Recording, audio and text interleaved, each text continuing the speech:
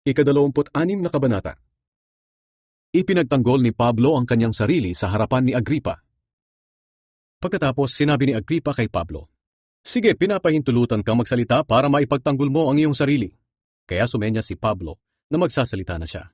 Sinabi niya, "Haring Agripa, mapalad po ako dahil binigyan ninyo ako ng pagkakataong tumayo sa inyong harapan para maipagtanggol ang aking sarili sa lahat ng akusasyon ng mga Hudyo laban sa akin. Lalo na't alam na alam ninyo ang lahat ng kaugalian at mga pinagtatalunan ng mga Hudyo. Kaya hinihiling ko na kung maaari ay pakinggan nyo ang sasabihin ko. Alam ng mga Hudyo kung ano ang aking pamumuhay sa bayan ko at sa Jerusalem, mula nang bata pa ako. Kung magsasabi lamang sila ng totoo, sila na rin ang makakapagpatunay na miyembro ako ng mga Pariseyo mula pa noong una. Ang mga Pariseyo ang siyang pinakamahigpit na sekta sa relihiyon ng mga Hudyo.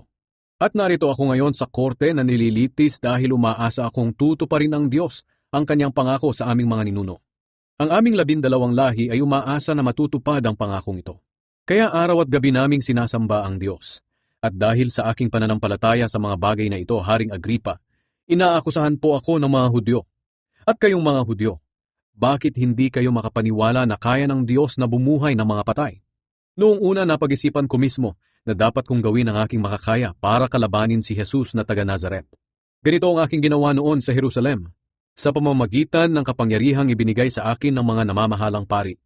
Maraming pinabanal ng Diyos ang ipinabilanggo ko. At nang hatulan sila ng kamatayan, sumang-ayon ako. Maraming beses na inikot ko ang mga sambahan ng mga Hudyo para hanapin sila at parusahan, para piliting magsalita laban kay Jesus. Sa tindi ng galit ko sa kanila, nakarating ako sa malalayong lungsod sa pag-uusig sa kanila. Ikinuwento ni Pablo kung paano niya nakilala ang Panginoon. Iyan ang dahilan kung bakit ako pumunta sa Damascus na may dalang sulat mula sa mga namamahalang pari. Ang sulat na iyon ang nagbigay sa akin ng kapangyarihan at pahintulot sa gagawin ko roon. Tanghaling tapat po noon, Haring Agripa. At habang naglalakbay ako, biglang kumislap sa paligid namin ng mga kasama ko ang nakakasilaw na liwanag mula sa langit, na mas nakakasilaw pa kaysa sa araw.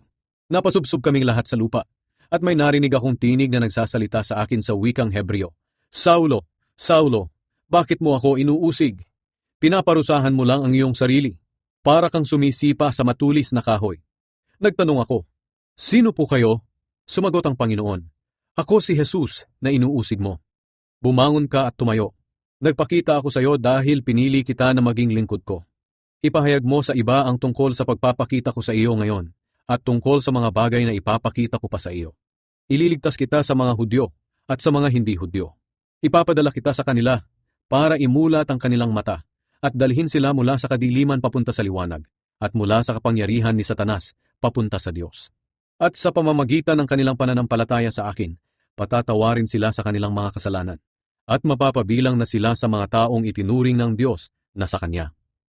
Isinalaysay ni Pablo ang kanyang gawain. Kaya Haring Agripa, sinunod ko po ang pangitain na ipinakita sa akin mula sa langit. Ang una kong ginawa ay nangaral ako sa Damascus at pagkatapos ay sa Jerusalem. Mula sa Jerusalem, inikot ko ang buong Judea at pinuntahan ko rin ang mga hindi Hudyo. Pinangaralan ko sila na dapat silang magsisi sa kanilang kasalanan at lumapit sa Diyos at ipakita nila sa pamamagitan ng kanilang mga gawaan na sila'y totoong nagsisisi. Yan po ang dahilan kung bakit hinuli ako ng mga Hudyo roon sa templo at tinangkang patayin. Pero tinulungan ako ng Diyos hanggang sa araw na ito.